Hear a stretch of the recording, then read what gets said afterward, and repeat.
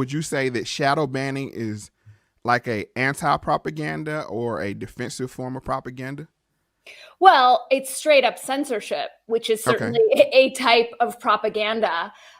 So it's just a way of silencing the dissenters or silencing people who are sharing facts and information that counters, the dominant narrative, their propaganda, which is it for me. It seems so obvious because if if the dominant narrative was true, then it wouldn't have to censor. They wouldn't Mhm. have to lie. They wouldn't have to coerce. They could just rest in the beauty of their so-called truth.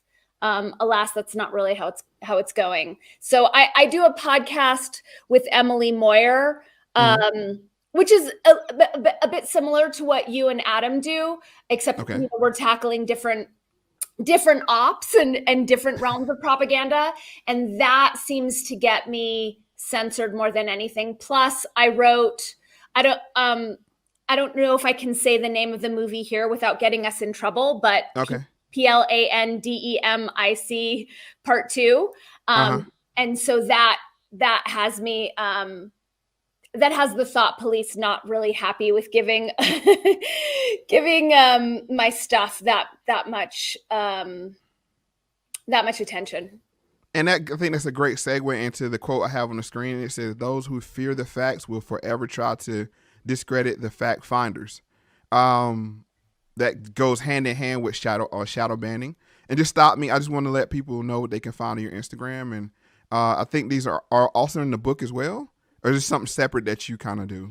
This is separate. These are things that I just share on the daily. Mm-hmm. And all of my quotes speak to critical thinking, propaganda, empowerment, anything to uplift and inspire people so that we can get to the other side of this really bizarre wormhole we're all enduring together.